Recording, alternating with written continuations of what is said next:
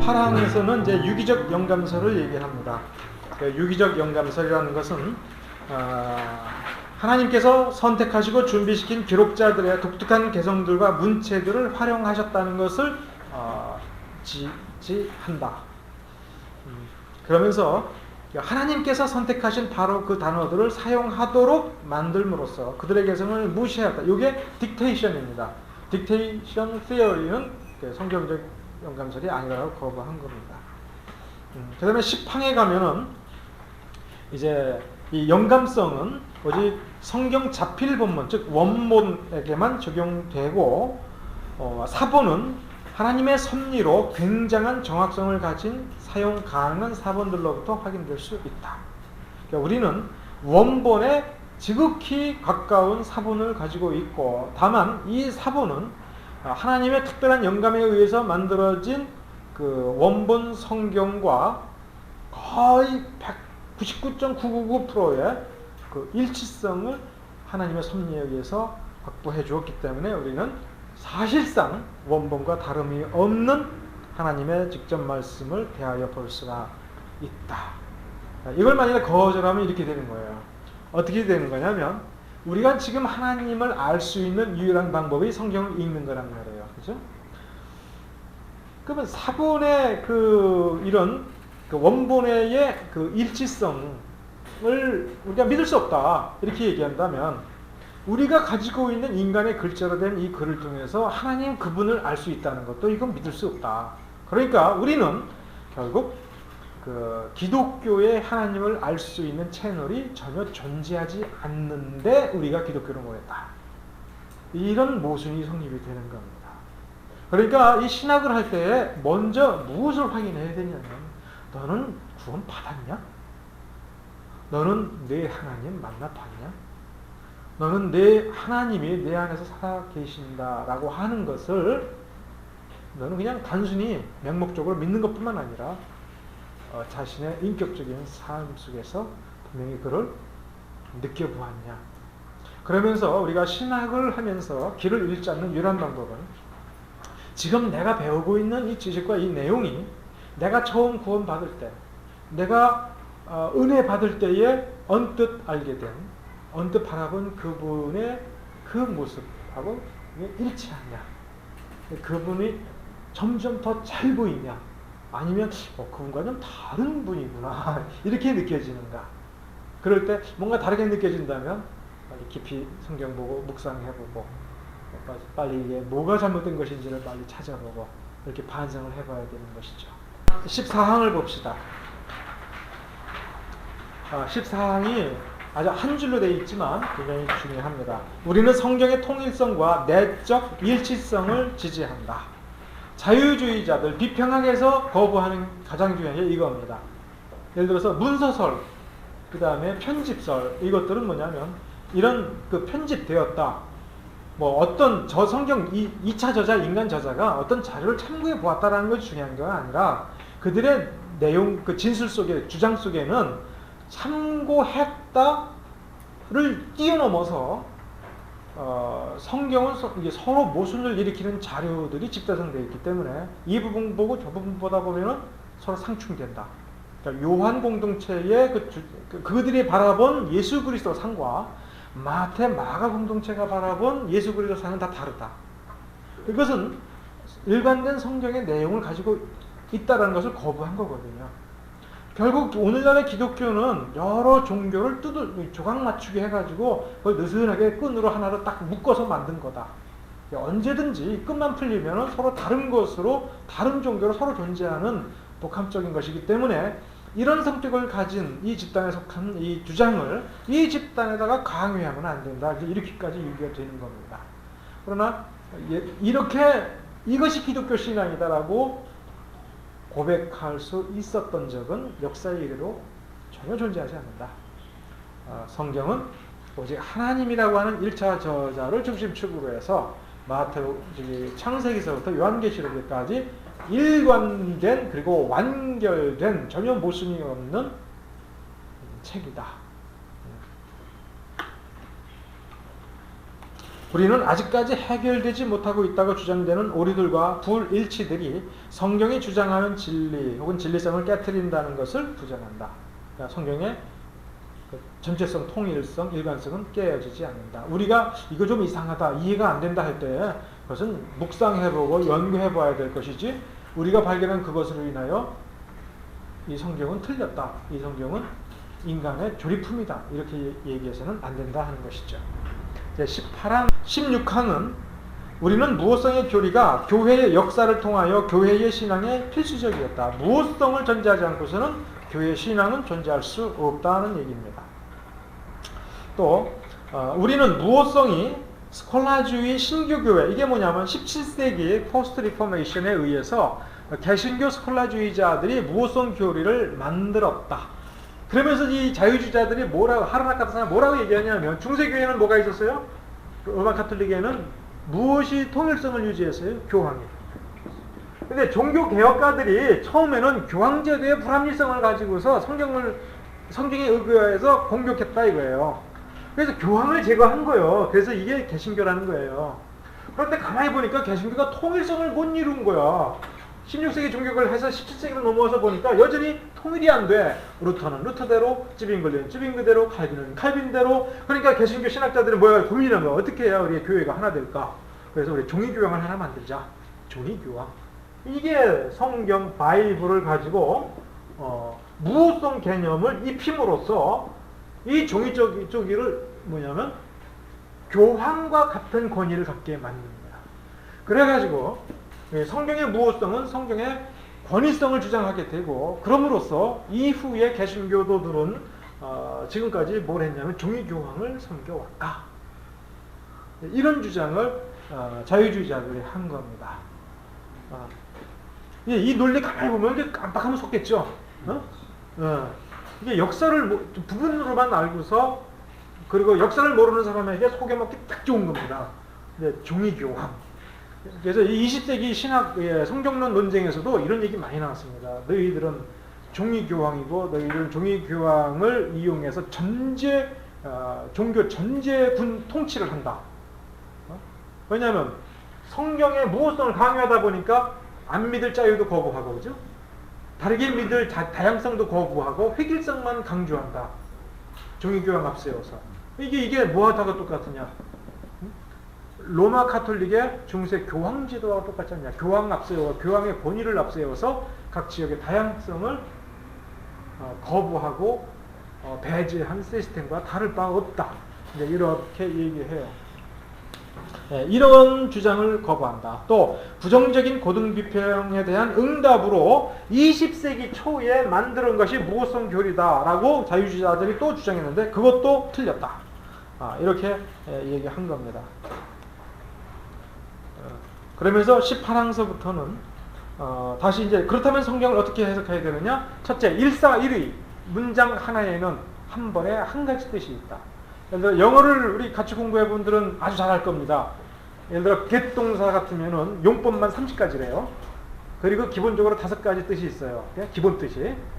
그렇지만 한 번도 어떤 문장에서 get 동사가 사용될 때는 한 번에 2가지 뜻을 사용한 것이 아니라 한 문장 속에서 한 단어는 반드시 한 가지 뜻만 가지고 한 가지 용법으로만 사용될 뿐만 아니라 그 문장 전체는 반드시 한 가지 뜻만 갖는다.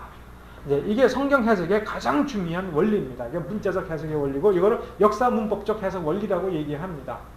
이거를 깨트린 것이 또 자유주의자입니다. 복이 나름 아니냐. 그러면서 사중적 의미, 삼중적 의미, 실제로는 풍요, 알레고리 해석을 하는 게 자유주의자들입니다. 근데 그렇게 해서는 안 된다라고 주장한 것이 18항입니다. 그러면서 성경을 해석하다 막혔어요. 그럴 때 성경을 해석하는 가장 중요한 전거는 바로 성경 그 자체다. 그래서 성경 자체의 전체적 명료성을 가지고 애매한 부분은 같은 주제를 가진 명료한 성경 구절을 가져다가 애매한 구절을 해석을 해야지, 성경을 따로따로 분리시켜 놓은 다음에 애매한 것을 자기 마음대로 자기 상상력에 의해서 해석해서는 안 된다라고 제기한 것이 보수주의 성경 해석의 원리입니다. 그 어거스틴 같은 경우나 루터 같은 경우도 삼중적 해석들을 그걸로 시드니 그레이 잔수 그 책을 보니까 돼 있던데. 그거는 그 사실은 좀 다른 각도에서, 그러니까 이제 어거스틴의 작품을 직접 보지 않고 대강 연구한 사람들의 글이 때로는 그 말이 어떤 부분에서는 맞을 수도 있어요. 그러나 어떤 부분에서 맞느냐라고 하는 것을 또 고려해 볼 필요가 있어요. 그 예를 들어서 이 컨텍스트가 굉장히 깊은 어둠 속에서 밝은 곳으로 나갈 때에는 반드시 어떤 부분을 지나게 돼 있어요. 어떤 부분입니까? 회색 지대, 어슴푸레한 부분. 즉, 루터가 삼중적 해석을 했다. 실제로 그랬는지 안 그랬는지를 떠나서 더 중요한 것은 이 전체 역사의 흐름 속에서 그들이 서 있는 자리 혹은 가고 있는 길은 밝은 곳에서 어두운 곳으로 가고 있었느냐, 어두운 곳에서 밝은 곳으로 나오고 있었느냐, 부패 속에서 참으로 나오고 있었느냐, 참에서 부패 속으로 가고 있느냐, 이 컨텍스트 자체를 먼저 이해할 필요가 있습니다. 예를 들어서 삼중적 해석이 나쁘다, 틀렸다 라고 했을 때 그럼 사중적 해석보다는 낫지 않냐 이거야. 그죠? 그러다가 더 해서 해보니까 삼중적 해석도 안 되겠다, 일사일의로 해야겠다, 이렇게 나가고 있다면 삼중적 해석은 옳을 수도 있는 거예요. 그렇죠? 이해가 됐습니까? 그러면 예를 들어서 루터가 어떤 사람이냐? 루터는 우선 첫째, 성경 해석학자 아니에요. 루터는 그 14세기 말에서 14세기 말 중세 신학의 어두운 신학을 배워서 종교개혁한 사람이에요. 그런데 그는 종교개혁을 추진하는 과정에서 독일 교회의 사정 때문에 조직신학자로 성숙하지 못했어요. 그리고 그는 강의를 처음 준비할 때에 어거스틴을 사실 몰랐어요. 어거스틴 원본, 중요한 신학 원본을 보지를 못했어요.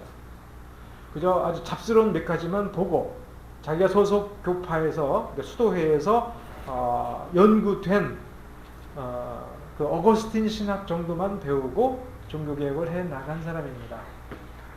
일사일의로 해석해야 된다고 하는 것을 19세기, 20세기의 해석학에서 이 보수주의 성경 해석학이라고 하는 것이 비평학자들, 자유주의자들의 이런 주장에 대항하면서 싸우면서 19세기 말에서 20세기 초반에 성립한 신학 과목이 성경 해석학이에요. 그것을 가지고 예를 들어서 16세기 종교개혁자들한테 당신은 왜 이런 성경 해석학을 안 했냐? 이렇게 얘기하는 것은 시대착오가 되는 거죠. 그러니까 역사를 그렇게 거슬러서 덮어씌울 수는 없고 흘러내려오는 것이니까 어거스틴과 루터가 있었기 때문에 일사의의로 나갈 수가 있죠. 다음에 이게 있어요. 이상하게도 사람들은 어거스틴이나 루터를 얘기할 때 예를 들어서 성경 해석학적 원리가 일사의의가 맞냐, 삼중적 해석이 맞냐, 사중적 해석이 맞냐, 그러면 이 논문은 어떤 논문을 기대합니까? 성경 해석학에 관련된 논문에서 발견되길 기대하죠. 그런데 예를 들어서 그러면 루터는 실제로 어떤 식으로 해석했을까라고 하는 것을 예를 들어서 설교문에서 분석을 해가지고 얘기할 때 그것이 일사일의 성경 해석 원리인가 아니면 적용인가? 해석은 일사일의지만 적용은 다양하게 할 수가 있어요. 그래서 적용의 차원도 다양하게 할 수 있어요. 그래서 이거 어거스틴이나 루터를 연구하는 사람들이 이 적용을 해석 원리라고 판단해서 삼중적 해석이다 이렇게 얘기했을 수도 있고, 진짜 해석 원리가 삼중적 해석 원리를 제시할 수도 있는 겁니다. 그러니까 그거를 좀 더 명확하게 어느 경우에 이렇게 해야 되겠죠. 그 개혁주의에서 예를 들어서 이게 일사일의라고 한다면요, 예를 들어서 레위기서라든가 출애굽기 선막 부분들에 있어서 해석을 할 때 그것이 일사일의라고 하면 어떤 식으로 해석이 되는 것이죠? 그게 예를 들어서 모형론적으로도 해석이 그거는 예를 들어서 모형론적 해석을 할 때 예를 들어서 그것이 모형을 제시하는 부분에선 모형론적 해석을 하고, 요게 읽다 보면 그게 나와요. 뒤에 보면 해석학 선언이 나오는데 예언 부분은 예언으로 해석을 하고, 시는 시로 해석을 하고, 비유는 비유로 해석하는 거예요. 또 서사 부분은 서사로 하는 거예요. 왜 그러냐면 시는 저자가 표현할 때 어떤 시적 상상력을 가지고서 비유와 이런 걸로 표현하잖아요. 그럼 시적 상상력 있는 부분은 시적 상상력을 감안해서 해석을 해야겠죠. 그런데 그것을 상징으로 제시를 했으면 상징으로 해야 되고 제유법으로 했으면 제유법으로 보아줘야 되는 거지. 그거를 시를 서사로 이해해서도 안 되는 거죠. 그러면 모형적인 내용 지시라는 것이 분명하면 모형으로 해석을 해야 되는 거예요. 그러니까 삼륜적 해석이라고 하는 것은 문자적 해석. 예를 들어서 가라지의 비유, 씨 뿌리는 비유가 있다고 치면 분명히 그건 비유라고 했잖아요. 그건 비유 해석을 해야 돼요. 이건 비유다. 그건 비유 해석에 몇 가지 원칙이 있어요. 그랬을 때 예를 들어서 농부가 씨를 뿌렸다 할 때 씨를 뿌린 거죠. 근데 그걸 가지고 알고 보면 뭐 돈을 뿌렸다 뭐 이런 식으로 알고 보면 선행을 뿌렸다. 선행을 하는 얘기야. 이렇게 하게 되면 도대체 씨앗을 뿌리는 것이 왜 이게 선행을 뿌리는 것이냐 할 때 씨앗 뿌리는 것을 선행을 많이 뿌려라고 하는 쪽으로 이걸 쉽게 말하면 상징으로 해석을 해버린 거잖아요. 이게 알레고리예요. 실제로 씨를 뿌린 건 씨를 뿌린 거예요. 씨 뿌렸다 끝이에요. 그러면 그것의 의미를 할 때 신학적 해석을 한단 말이에요. 그러면 신학적 해석이라고 하는 것은 일사일의에 걸리는 게 아니에요. 이 신학이라고 하는 것을 얼렁뚱땅한 자기 견해라고 하는 것을 종교적 견해, 개인 견해라고 하는 걸 신학이라고 얘기한다면 모르겠지만 우리가 칼빈주의라고 하는 것을 조금 배워보았을 때 신학은 하나의 체계죠. 그 다음에 그 속에 성경 전체라고 하는 역사 계시적이라고 하는 계시성이라고 하는 구속사라고 하는 것이 존재하죠. 이것과 일치시켜서 이 비유를 얘기한 신학적 의도를 이해하는 것은 일사일의하고 또 틀린 겁니다. 조금 복잡하죠. 그래서 사실은 해석학을 해야 돼요. 그래서 문법적 해석이란 뭐냐 해서 진짜 센텐스를 가지고서 분석해 본 다음에 예를 들어 사실은 어디서부터가 어려운 거냐면 요 부분 여기서부터 비유다 아니면 예언으로 할 거냐 아니면 상징으로 할 거냐 이거를 판단하는 것 자체도 훈련이 되어 있어야 돼요. 아예 딱 부러지게 성경에 예수님이 여기서부터 몇 장 몇 절 몇 번째 단어서부터 예언이고 요 예언은 몇 번째 단어에서 끝나고 그 다음에 상징으로 봐라 그러면 얼마나 쉽겠습니까? 그러니까 한 텍스트를 읽으면서 이건 예언으로 해석을 해야겠다. 아니다. 여기서는 예언이 일단 끝나고 서사적으로 봐야겠다. 그럼 거기에 맞춰서 해야 되는 겁니다. 그러니까 뭐 도덕적 차원, 영적 차원 이게 이제 오리겐이 그랬어요. 이건 도덕적 차원에서의 해석, 영적 차원에서의 해석, 뭐 등등등 해서 오리겐은 일단 4개까지는 봐주자 아마 그랬을 거예요. 근데 그 전에는 뭐 8중, 9중까지 얘기했단 말이에요. 그렇게 놓고 보면 오리겐은 사중적 해석에서 알레고리를 제시한 조금 성경 해석에서 문제가 있는 사람이지만 8중, 9중적 해석보다는 나은 거죠. 이 얘기를 조금 다른 각도에서 다루었지만 논점은 이해를 하셨죠.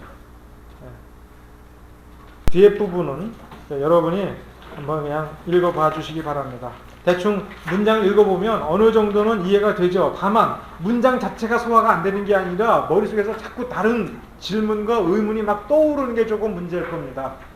그거는 시간이 지나면 이제 좀 이해가 될 거고요.